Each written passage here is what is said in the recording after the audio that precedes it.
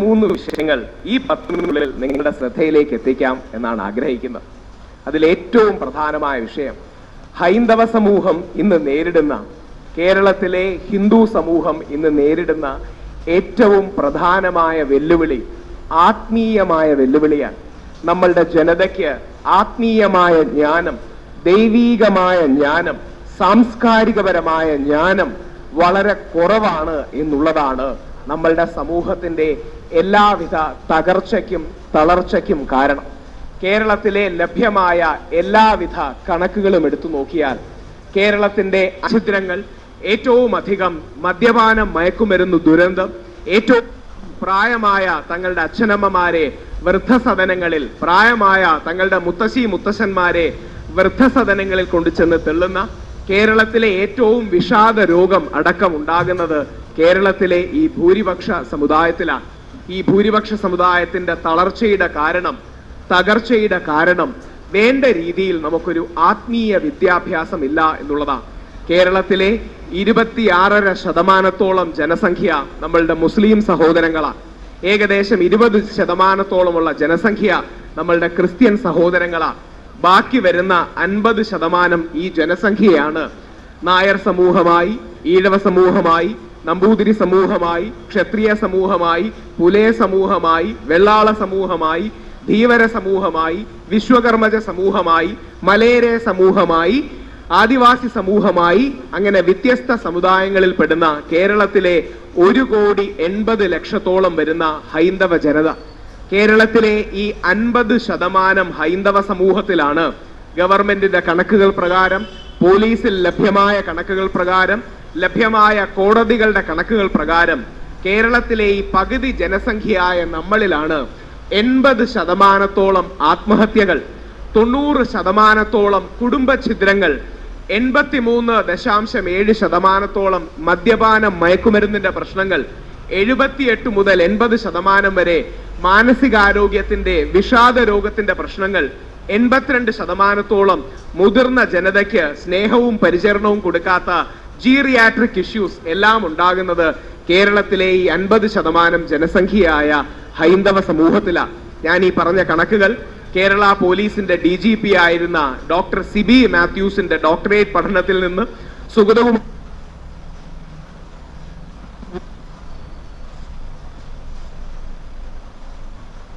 കേരളത്തിലെ 50% വരുന്ന ഈ ജനസംഖ്യയിൽ 80% ആത്മഹത്യകളും, 90% കുടുംബഛിദ്രങ്ങളും, 83% മദ്യപാനം, മയക്കുമരുന്നിന്റെ പ്രശ്നവും ഒക്കെ ഉണ്ടാകുന്നതിന്റെ കാരണം വേണ്ട രീതിയിൽ നമുക്കൊരു ആത്മീയ വിദ്യാഭ്യാസം, വേണ്ട രീതിയിൽ നമുക്കൊരു ദൈവീക വിദ്യാഭ്യാസം കിട്ടുന്നില്ല. നമ്മളുടെ ക്രിസ്ത്യൻ സഹോദരന്റെ കുട്ടി, നമ്മളുടെ മുസ്ലിം സഹോദരന്റെ കുട്ടി ആഴ്ചയിൽ നിഷ്ഠാപരമായി 2-3 മണിക്കൂറെങ്കിലും യേശുദേവനെ പരിചയപ്പെടാൻ, പ്രവാചകൻ മുഹമ്മദ് നബി സ്വല്ലല്ലാഹു അലൈഹി വസല്ലത്തെ പരിചയപ്പെടാൻ, പരിശുദ്ധ ബൈബിൾ പഠിക്കാൻ, വിശുദ്ധ ഖുർആൻ പഠിക്കാൻ, ആത്മീയത അറിയാൻ, ദൈവീകത അറിയാൻ, കുടുംബസ്നേഹം അറിയാൻ സമയം ചെലവഴിക്കുമ്പോൾ നമ്മുടെ ജനതയ്ക്ക് വേണ്ട രീതിയിൽ ആ സമയം ലഭിക്കുന്നില്ല എന്നുള്ളതാണ് നമ്മളുടെ SQ, ശാസ്ത്രീയമായ ഭാഷയിൽ പറഞ്ഞാൽ സ്പിരിച്വൽ കോഷ്യന്റിന്റെ വളർച്ചയ്ക്ക് തടസ്സം നിൽക്കുന്നത്. ഈ സാമൂഹിക ആത്മീയ അവബോധം നമ്മളുടെ ജനതയ്ക്ക് ലഭിക്കുന്നില്ല എന്നുള്ളതാണ് നമ്മളുടെ ഏറ്റവും പ്രധാനപ്പെട്ട പ്രശ്നം. 18 വയസ്സാകുമ്പോൾ നമ്മളുടെ ഒരു ക്രിസ്ത്യൻ സഹോദരന്റെ, മുസ്ലിം സഹോദരന്റെ കുട്ടിയുടെ ഹൃദയത്തിനുള്ളിൽ 1000 മണിക്കൂറോളം ആത്മീയ വിദ്യാഭ്യാസം കിട്ടുമ്പോൾ, 1000 മണിക്കൂറോളം ദൈവീക സാംസ്കാരിക വിദ്യാഭ്യാസം കിട്ടുമ്പോൾ നമ്മുടെ ജനതയ്ക്ക്, നമുക്ക് ഈ രീതിയിൽ ഒരു പഠനം ലഭിക്കുന്നില്ല എന്നുള്ളതാണ് നമ്മളുടെ തളർച്ചയുടെ, തകർച്ചയുടെ കാരണം. എനിക്കിനി 3 മിനിറ്റും കൂടെ ഉണ്ട്. അതും ഒരു ചോദ്യരൂപേണ അവതരിപ്പിക്കാൻ ഞാൻ ആഗ്രഹിക്കുകയാണ്. ധാരാളം ക്രിസ്ത്യൻ മുസ്ലിം സഹോദരങ്ങളുടെ വേദിയിൽ പോകാൻ ഭാഗ്യം ലഭിക്കുന്ന ഒരു വ്യക്തിയാണ്. തിരുവനന്തപുരത്തെ പല പള്ളികളിലും ക്ലാസ് എടുക്കാൻ, വിശിഷ്യ പ്രീ മാരിറ്റൽ എഡ്യൂക്കേഷന്റെ ക്ലാസ്സുകളൊക്കെ എടുക്കാൻ പോകാൻ അവസരം ലഭിക്കുന്ന വ്യക്തിയാണ്. കഴിഞ്ഞ മാസമാണ് ആദരണീയരായ തങ്ങൾ കുടുംബം മലപ്പുറത്ത് അവരുടെ ഒരു മതസൗഹാർദ്ദ സമ്മേളനത്തിൽ ആരാധ്യനായ ഹൈദരലി തങ്ങളും മുനവർലി തങ്ങളും ഒക്കെ വിളിച്ചിട്ട് ഗസ്റ്റായി പോയത്. ഞാൻ നമ്മളുടെ ക്രിസ്ത്യൻ സഹോദരങ്ങളുടെ വേദിയിൽ പോയി അവരോട് ചോദിക്കുകയാണ്, എത്ര കാലം മുമ്പാണ് യേശുദേവൻ ജീവിച്ചിരുന്നത് എന്ന് ചോദിച്ചാൽ ഏറ്റവും ചെറിയ കുട്ടി മുതൽ ഏറ്റവും മുതിർന്ന ആൾ വരെ ഒരേ സ്വരത്തിൽ ഒരു കാഴ്ചപ്പാട് ഉത്തരം പറയും. ഇന്നേക്ക് ഏകദേശം 2000 വർഷം മുമ്പാണ് ഇസ്രായേലിലെ ജെറുസലേമിലെ നസ്രായത്തിൽ യേശുദേവൻ ജീവിച്ചിരുന്നത്. നമ്മളുടെ മുസ്ലിം സഹോദരങ്ങളുടെ വേദിയിൽ പോയി അവരോട് ചോദിക്കുക, പ്രവാചകൻ മുഹമ്മദ് നബി സ്വല്ലല്ലാഹു അലൈഹി വസല്ലം എത്ര കാലം മുമ്പാണ് ജീവിച്ചിരുന്നതെന്ന് ചോദിച്ചാൽ അവർ പറയും, ഇന്നേക്ക് ഏകദേശം 1500 വർഷങ്ങൾക്ക് മുമ്പ് സൗദി അറേബ്യയിലെ മക്ക മദീന പ്രദേശങ്ങളിലാണ് അദ്ദേഹം ജീവിച്ചിരുന്നത്. അടുത്ത ചോദ്യം നമ്മളോടാണ്.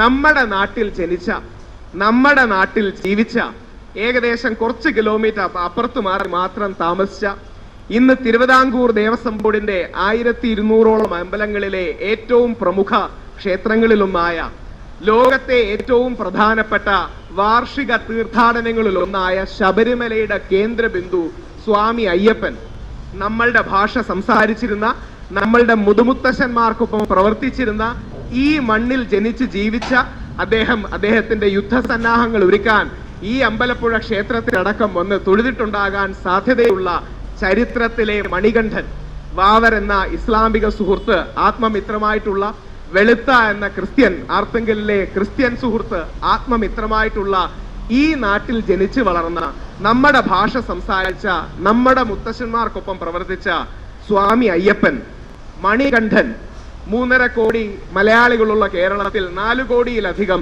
അയ്യപ്പ ഭക്തർ വന്നെത്തൂ എന്നൊന്ന് കണക്കുള്ള സ്വാമി അയ്യപ്പൻ ഏത് കാലഘട്ടത്തിലാണ് ജീവിച്ചത്? ഏതാണ് അയ്യപ്പന്റെ കാലഘട്ടം എന്ന് ചോദിച്ചാൽ 90% നമ്മുടെ ജനങ്ങളും അങ്ങനെ ഒരു ചോദ്യത്തെ കുറിച്ച് ചിന്തിച്ചിട്ടേ ഇല്ല എന്നുള്ളതാണ് സത്യം.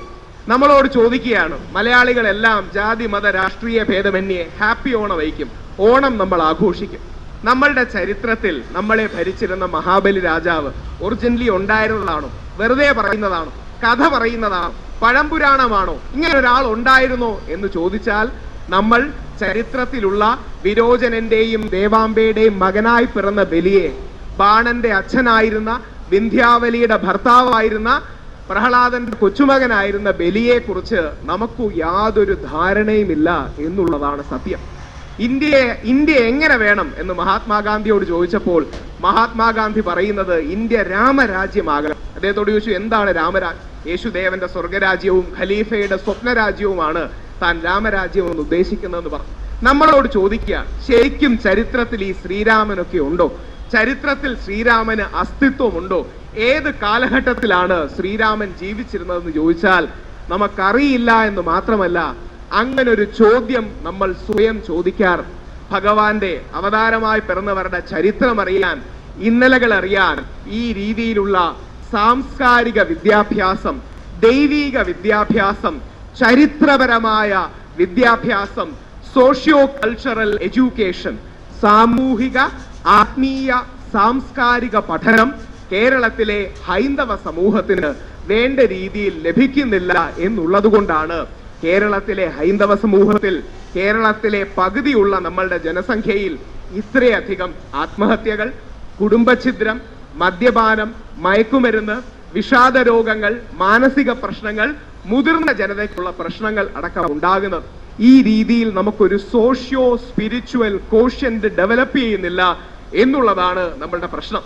ഇത് ഒരാളുടെ പ്രശ്നമല്ല, നമ്മൾ എല്ലാവരുടെയും പ്രശ്നമാണ്. ഈ ചോദ്യങ്ങൾക്ക് ഉത്തരം എനിക്കും അറിയില്ല.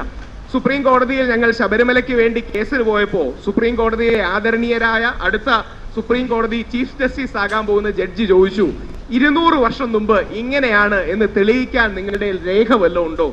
1000 വർഷം മുമ്പ് ശബരിമലയിൽ എന്തായിരുന്നു എന്ന് നിങ്ങളുടെ തെളിവ് വല്ലതും ഉണ്ടോ എന്ന് ഞങ്ങളോട് ചോദിച്ചു. സത്യം പറയാലോ, നമ്മളുടെ ഒരു തെളിവ് പോലും ഇല്ല. ശബരിമല അയ്യപ്പനെ കുറിച്ച് കോടാനുകോടി രൂപ ഇവിടെ വരുമാനം വരുന്ന, കോടാനുകോടി ഭക്തർ വന്നെത്തുന്ന ശബരിമല അയ്യപ്പനെ കുറിച്ച് ചരിത്രത്തിന്റെ അടിസ്ഥാനത്തിൽ നമ്മളുടെ ഒരു പുസ്തകം പോലും ഇല്ല എന്നുള്ളതാണ് സത്യം. ഏക അവൈലബിൾ ആയ ഇന്ന് സുപ്രീം കോടതിയിൽ നൽകിയിരിക്കുന്ന പുസ്തകം ബ്രിട്ടീഷുകാരെഴുതിയ 1812 വാർഡും കോണറും എന്ന 2 ബ്രിട്ടീഷ് ഉദ്യോഗസ്ഥർ തിരുവിതാംകൂർ, കൊച്ചി സ്ഥലങ്ങളിലെ സർവേ എടുക്കാൻ വന്നപ്പോ അവർക്ക് ഓർമ്മക്കുറിപ്പുകൾ എഴുതാൻ തോന്നി. തോന്നിയത് ഭാഗ്യം. അതുകൊണ്ടാണ് ഇന്ന് കുറെയെങ്കിലും ചരിത്രവും കാര്യങ്ങളും ഉള്ളത്. വേണ്ട രീതിയിൽ ഈ ചരിത്രം എടുത്തു വെക്കാൻ കേരളത്തിലെ, ഭാരതത്തിലെ ഈ സമൂഹത്തിന് കഴിഞ്ഞിട്ടില്ല എന്നുള്ളത് പലപ്പോഴും നിഷ്ഠയില്ലാത്ത ചിട്ടയില്ലാത്ത രീതിയിലേക്ക് നമ്മളെ മാറ്റിയിട്ടുണ്ട് എന്നുള്ള സത്യമാണ്. ഈ രീതിയിലുള്ള സ്പിരിച്വൽ എഡ്യൂക്കേഷൻ, ആത്മീയ വിദ്യാഭ്യാസം പലപ്പോഴും നമുക്കില്ല. ആദരണീയനായ തിരുവിതാംകൂർ ദേവസ്വം ബോർഡ് പ്രസിഡന്റ് പ്രയാർ ഗോപാലകൃഷ്ണൻ സാറും സുപ്രീം കോടതിയിലെ കേസിലേക്ക് ചർച്ചയ്ക്ക് പോകുമ്പോൾ, തർക്കങ്ങൾക്ക് പോകുമ്പോൾ ഇത് ഞങ്ങളുടെ വിശ്വാസമാണ്, ഇത് ഇങ്ങനെയൊക്കെയാണ് എന്ന് പറഞ്ഞിട്ട് കാര്യം, രേഖകൾ പലപ്പോഴും നമ്മുടെ കയ്യിൽ വേണം.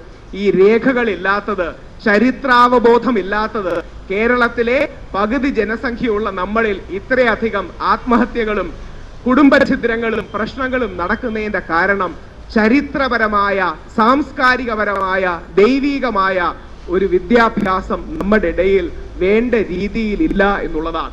അതുകൊണ്ട് തന്നെ പലപ്പോഴും വ്യാഖ്യാനിക്കുന്നവർക്ക് അമിത സ്വാതന്ത്ര്യം ഉപയോഗിച്ച് വ്യത്യസ്ത രീതിയിൽ വ്യാഖ്യാനിക്കാനും ദുർവ്യാഖ്യാനം ചെയ്യാനും തെറ്റിദ്ധാരണകൾ ഉണ്ടാകാനും നമ്മുടെ ഇടയിൽ അവസരവും. ആ രീതിയിൽ നിന്ന് വിഭിന്നമായി ആത്മീയത പഠിക്കാനും ദൈവീകത അറിയാനും ആധ്യാത്മികത തിരിച്ചറിയാനും ഭാരതത്തിന്റെ ഈ ശ്രേഷ്ഠമായ സാംസ്കാരിക വൈവിധ്യത്തെ മനസ്സിലാക്കാനും ആ ആത്മീയ ബഹുസ്വരതയെ തിരിച്ചറിയാനുമൊക്കെ നമ്മുടെ ഇടയിൽ അവസരങ്ങൾ വേണം. ഏത് രീതിയിലും ഇത് രണ്ട് രീതിയിലും ദുർവ്യാഖ്യാനം ചെയ്യപ്പെടാം. ആ രീതിയിൽ ദുർവ്യാഖ്യാനങ്ങൾ ചെയ്യാതിരിക്കാൻ നമുക്ക് വേണം. വളരെ വിനയപുരസരം ഒന്ന് രണ്ട് കാര്യങ്ങളും കൂടെ സൂചിപ്പിച്ചോട്ടെ. ശബരിമലയിൽ അയ്യപ്പന്റെ ഏറ്റവും അടുത്ത സുഹൃത്താണ് വാവർ എന്ന് നമ്മൾ പറയാറുണ്ട്. വാവരോട് വിരോധമുള്ള ഒരുപാട് പേരുണ്ട്. അതുകൊണ്ട് അവർ പറയും അത് വാവരല്ല, വാപുരനാണ്. വാവർ എന്ന ഇസ്ലാം മത വിശ്വാസിയല്ല. ഇത് വാപുരനാണെന്ന് പറയുമ്പോൾ അല്ല എന്ന് പറയണമെങ്കിൽ നമ്മളുടെ ആ മതസൗഹാർദ്ദത്തിന്റെ കാഴ്ചപ്പാട്, ബഹുസ്വരതയുടെ കാഴ്ചപ്പാട് ഉയർത്തിപ്പിടിക്കണമെങ്കിലും വേണ്ട രീതിയിൽ രേഖകൾ എടുത്തു വെക്കാനുള്ള, ചരിത്രത്തിന്റെ തെളിവുകൾ എടുത്തു വെക്കാനുള്ള ഒരു മനോഭാവം നമുക്ക് വേണം. ഒരുപാട് ചരിത്രം ഉറങ്ങുന്ന മണ്ണാണ് നമ്മുടെ. പക്ഷെ നമ്മുടെ പ്രശ്നം ഈ ചരിത്രം ഉറങ്ങുക എന്നുള്ളതാണ്. ഈ ഉറങ്ങുന്ന ചരിത്രത്തെ ഉണർത്താനും സാംസ്കാരികപരമായ ഒരു അവബോധം നമ്മളിലേക്ക് ജനിപ്പിക്കാനും ദൈവീകമായ ഒരു വിദ്യാഭ്യാസം, ഒരു സോഷ്യോ സ്പിരിച്വൽ കോഷ്യന്റ്, ഒരു സാമൂഹിക ആത്മീയ അവബോധം നമ്മളിലേക്ക് ജനിപ്പിക്കാനുള്ള ഈ രീതിയിലുള്ള ശ്രമങ്ങളാണ് നമ്മളുടെ എല്ലാ ഭാഗവത സപ്താഹങ്ങളിലൂടെ, ഗീതാജ്ഞാന യജ്ഞങ്ങളിലൂടെ അടക്കം നമുക്ക് കാണാൻ കഴിയും. അതിന് എല്ലാവിധ പിന്തുണയും ആശംസയും നേർന്നുകൊണ്ട് ഒരു സജഷൻ കൂടി, ഒരു റിക്വസ്റ്റ് കൂടി വെച്ചുകൊണ്ട് ഞാൻ അവസാനിപ്പിക്കും. നമ്മളുടെ ആരാധ്യരായ ഗസ്റ്റുകൾ, പ്രമുഖരായ എല്ലാവരും ഒരുപക്ഷെ വന്നെത്തിയിട്ടുണ്ട്. സുധാരൻ സാറും ശ്രീരാമകൃഷ്ണൻ സാറും പി ജെ കുര്യൻ സാറും അടക്കമുള്ള നമ്മുടെ MLA മാർ അടക്കമുള്ള വിജയൻ സാർ അടക്കമുള്ളവർ എത്തിയിട്ടുണ്ട്. നമ്മൾ സുമിത്ര മഹാജൻ മാഡത്തെ വെയിറ്റ് ചെയ്യാൻ. ആ അവസരത്തിൽ ഒരു ചോദ്യം കൂടി ഉയർത്തിക്കൊണ്ട് ഞാൻ അവസാനിപ്പിക്കാൻ ആഗ്രഹിക്കുക. എല്ലാ ദിവസവും നമുക്ക് അമ്പലത്തിലും പള്ളിയിലും ഒക്കെ പോവാം. അമ്പലത്തിലും പള്ളിയിലും പോകുന്നത്, ദേവാലയങ്ങളിൽ പോകുന്നത് നമുക്ക് മനസ്സിനൊരു ആശ്വാസവും കുളിർമയും പോസിറ്റീവ് എനർജിയും ഒക്കെയാണ്. എല്ലാ ദിവസവും അങ്ങനെ നമുക്ക് പോസിറ്റീവ് എനർജി ലഭിക്കുകയും ചെയ്യാം. നമ്മളുടെ ക്രിസ്ത്യൻ സഹോദരങ്ങൾ ആഴ്ചയിൽ ഏത് ദിവസമാണ് യേശുദേവനെ പഠിക്കാൻ, അവരുടെ ഇടയിലുള്ള പ്രശ്നങ്ങൾ ചർച്ച ചെയ്യാൻ, അവരുടെ ഇടയിലുള്ള കാര്യങ്ങൾ സംസാരിക്കാൻ, അവരുടെ പള്ളികളിൽ ദശാംശം അവരുടെ പാവപ്പെട്ടവർക്ക് വേണ്ടി കൊടുക്കാൻ, ബുദ്ധിമുട്ടുന്നവരെ കരകയറ്റാൻ, അനിയത്തിക്ക് അഡ്മിഷൻ ലഭിച്ചിട്ടില്ല, അനിയത്തിക്ക് ഒരു അഡ്മിഷൻ മേടിച്ചു കൊടുക്കണമെന്ന് പറയാൻ, എന്റെ അനിയന് ദുബായിൽ ഒരു ജോലി മേടിച്ചു കൊടുക്കണമെന്ന് പറയാനടക്കം നമ്മളുടെ ക്രിസ്ത്യൻ സഹോദരങ്ങൾ ആഴ്ചയിൽ ഏത് ദിവസമാണ് ഒത്തുകൂടാറുള്ളത്? ഏത് ദിവസമാണ്? ഞായറാഴ്ച.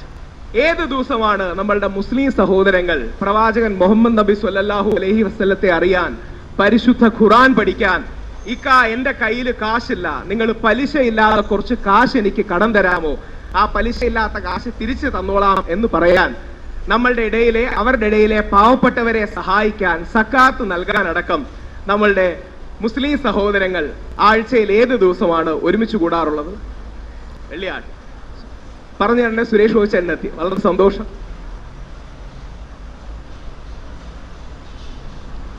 അടുത്ത ചോദ്യം നമ്മളോടാണ്.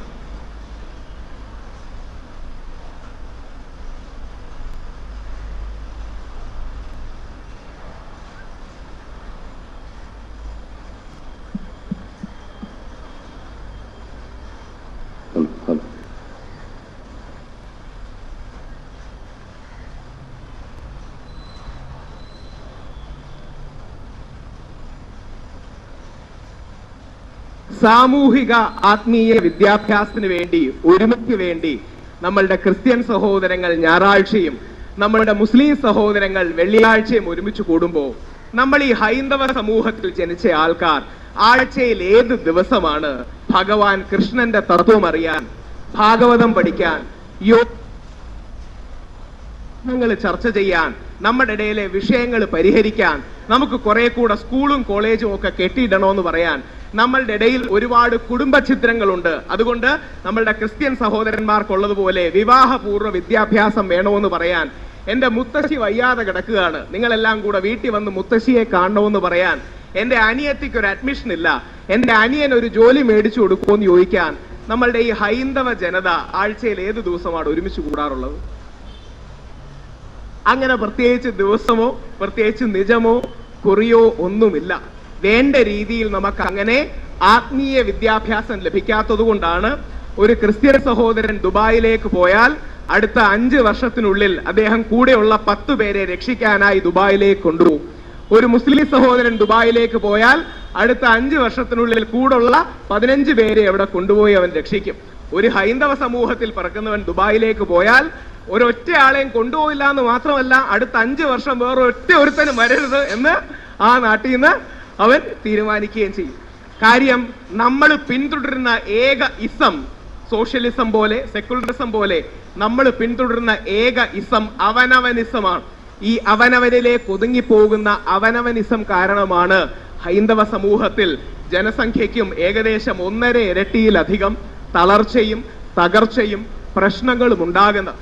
ആ ഹൈന്ദവ സമൂഹത്തിന്റെ പ്രശ്നങ്ങളുടെ അടിസ്ഥാന പരിഹാരം ഇതേപോലുള്ള ഭാഗവത സപ്താഹങ്ങളാണ്, ഇതേപോലുള്ള ആത്മീയ പരിപാടികളാണ്. ഈ ആത്മീയ പരിപാടികളിലെ ജ്ഞാനം, ഈ ആത്മീയ പരിപാടികളിൽ നിന്ന് ധ്യാനം മനസ്സിലാക്കാൻ, നമ്മളുടെ സമൂഹത്തിന്റെ അടിസ്ഥാന പ്രശ്നങ്ങളിൽ നിന്ന് നമ്മളുടെ സമൂഹത്തെ രക്ഷിക്കാൻ ഇത്തരത്തിലുള്ള ആത്മീയ സത്സംഗങ്ങൾ നമുക്ക് വേണം എന്ന് അഭ്യർത്ഥിക്കുന്നു. ഈ രീതിയിൽ ആത്മീയമായ സാമൂഹികമായ ഒരു കൂട്ടായ്മ നമ്മുടെ ജനതയ്ക്കുണ്ടെങ്കിൽ മാത്രമേ നമ്മളുടെ പ്രശ്നങ്ങൾ നമ്മൾ അവസാനിക്കുകയുള്ളൂ. ഒരു റിക്വസ്റ്റും കൂടെ പ്രൗഢഗംഭീരമായ ഇത്രയധികം വിശ്വാസികളുള്ള സദസ്സിലേക്ക് വെച്ചുകൊണ്ട് ഞാൻ അവസാനിപ്പിക്കുകയാണ്. മാഡം വരുന്നത് വരെ ഒരു ടൈം ഫില്ലറാണ് ഞാൻ, അതുകൊണ്ടാണ് ഞാൻ സംസാരിക്കുന്നത്. നമ്മളുടെ ക്രിസ്ത്യൻ സഹോദരങ്ങൾക്ക് ഞായറാഴ്ച രാവിലെ എന്ന പോലെ, നമ്മളുടെ മുസ്ലിം സഹോദരങ്ങൾക്ക് വെള്ളിയാഴ്ച ഉച്ച എന്ന പോലെ, ഹൈന്ദവ സമൂഹത്തിൽ പെടുന്നവർക്കും ആഴ്ചയിൽ ഒരു ദിവസം 1 മണിക്കൂർ ഈ ആത്മീയ വിദ്യാഭ്യാസത്തിന്റെ ആത്മീയ സത്സംഗങ്ങളുടെ ആവശ്യമുണ്ട്. ആ രീതിയിലുള്ള സത്സംഗങ്ങൾക്ക് ഇടം നൽകാൻ, ആ രീതിയിലുള്ള സ്പിരിച്വൽ ആൻഡ് സോഷ്യൽ എഡ്യൂക്കേഷന് അടിസ്ഥാനം പാകാൻ ഇത്തരത്തിലുള്ള എല്ലാ ചിന്താഗതികൾക്കുമാകട്ടെ. നമ്മളോട് സംസാരിക്കുന്ന വളരെ പ്രമുഖരായ, വളരെ സാമൂഹികവും ആത്മീയവുമായിട്ടുള്ള അറിവുള്ളവരുണ്ട്.